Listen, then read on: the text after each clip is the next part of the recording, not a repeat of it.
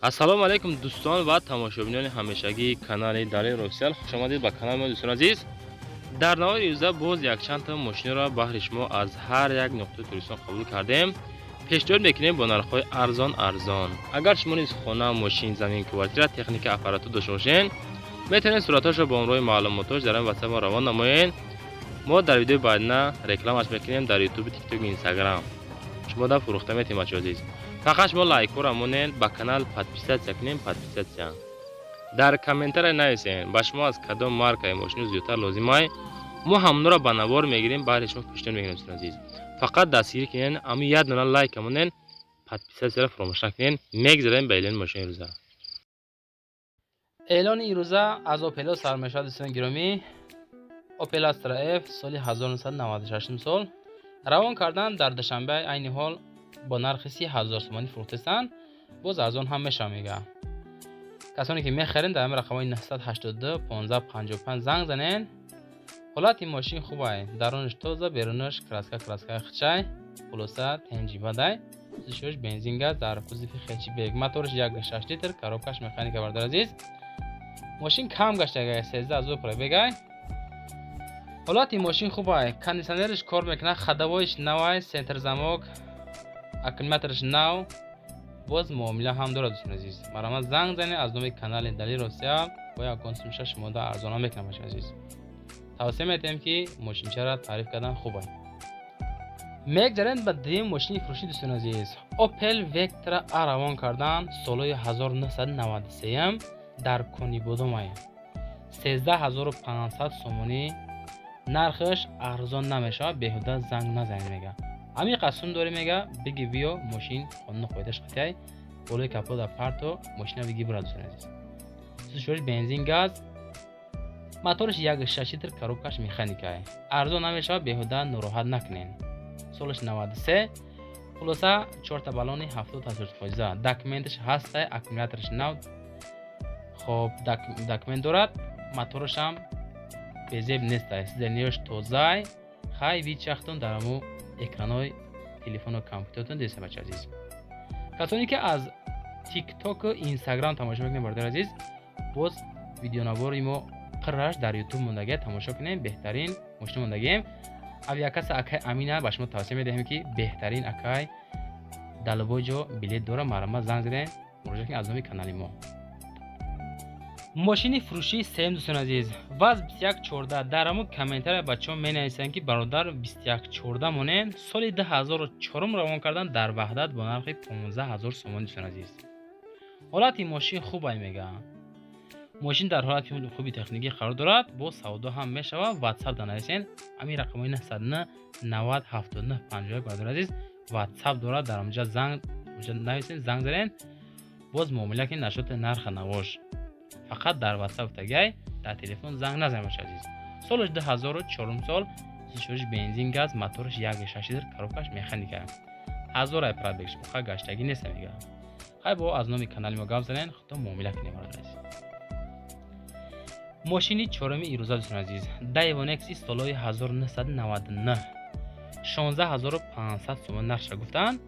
گازی خالی سوزش بنزین زدگی نیست میگه، فقط با گاز میگرده.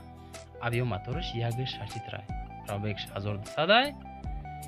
دو تا بالون عقب 80%، دو تا بالون پیشش 900%. ماشین نخدوای میشنی، فقط های میکنی میگردی. خدوای تنجی بدای خلاصه راست خود نداره بچه عزیز.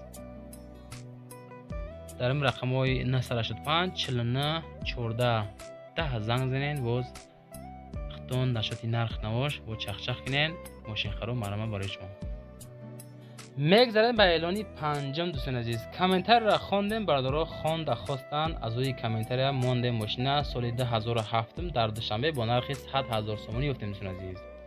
سوزش بنزین گاز، موتورش 2.4 لیتر، کاروبکش اتوماتیکه. حالت ماشین خوبه، کانسنر داره، انجی بدای، تانیروفکا و تخصماتر تا 04/2024 هست.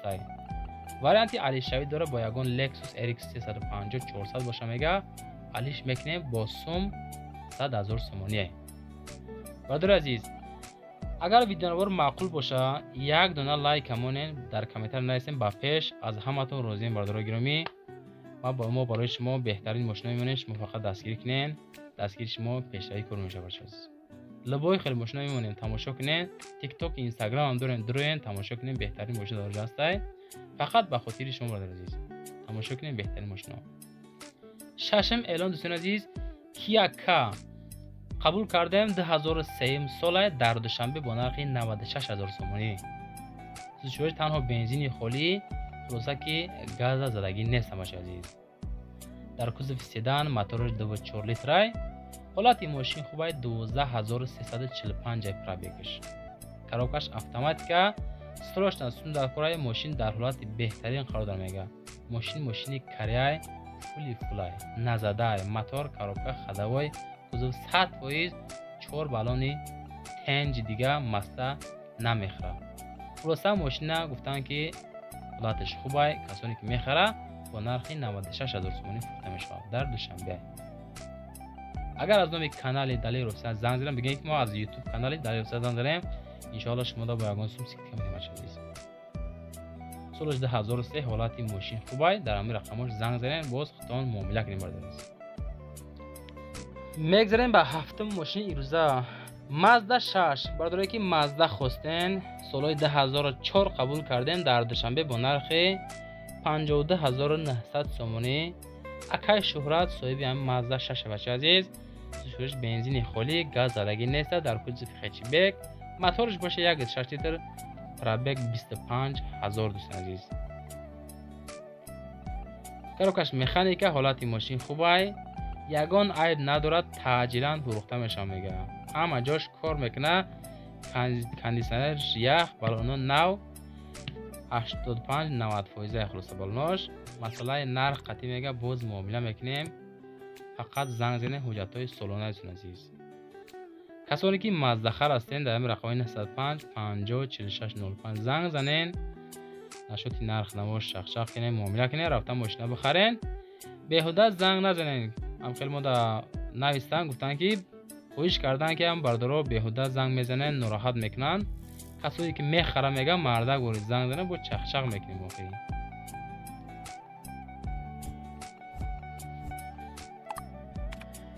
هشتم ماشین فروشی بردار عزیز تویوتا کرولا سال 2011 روان کردن با نرخ 99000 سومانی. در دوشنبه در هم رقم 910 26 61 60 زنگ زنین معامله کنین. در کوزه سیدان کاروبکش اتوماتیک موتورش 1.8 لیتر. ماشین تاکسی زدگی نیست. فقط ماشین میگیری های میکنی میگه یا پرابلم داره که تنیروفکش تمام شده هم خیلی کم داره بردار عزیز. های با خودتون میگیرین حواسمندی تنیروفکا باشین. اگر تنیروفکا میکنین های میکنین میگردین 99000 سومانی با معامله داره. در کوزه بسیدن حالت ماشین خوبه. بسیار در همون کامنترها کارولا هم میخواین اینا بردار عزیز سال 2011 ماندیم.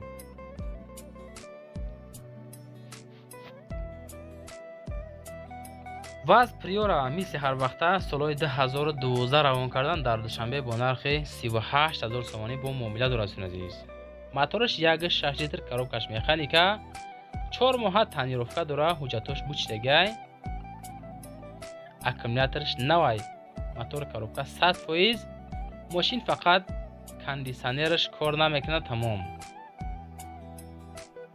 خلاصه که امی حجت نداشته است کاندیشنرش کار نمیکنه است تمام. در دوشنبه 38000 سومانی باز معامله داره بردار عزیز. های زنگ زنه خودتون نشد نه خلاص با معامله کنین بردار عزیز. روی خاطر هم مهنت ما یاد نه لایک فرمونین. امکانیت باشه اگر پدیلی سکنین بردارا بازودی ماشین شافروش بهترین کار میشه و خداوند همتون نگهبان باشه. باقی در امان خدا تا ویدیوهای بعد نه. در آخر یاد نه رکلام مودگی هم رکلام تماشا کنین. کسانی که معقول نیست ویدیو را بکشین. سلام تماشابینان عزیز، با معلومات شما میرسونم که همین برادر ما ارکیتکتور یا لایحه‌کش میباشد. لایحه همه نمود بیناها را میسازد. شما زمین حولگی دارید اما نمیدونید چگونه خانه سازید و یا مغازه و انشاءات های دیگر، پس به این برادر مراجعت کنید. برای شما لایحه دلخواه انشاءات را ترتیب می‌دهد. برادر قید کردند که لایحه شما را از تشخیص اکسپرتیز دولتی می‌گذراند و 100% کفالت می‌دهد. رقم های واتساپ برادر در روی اکران هست. مرحمت مراجعه نمایید.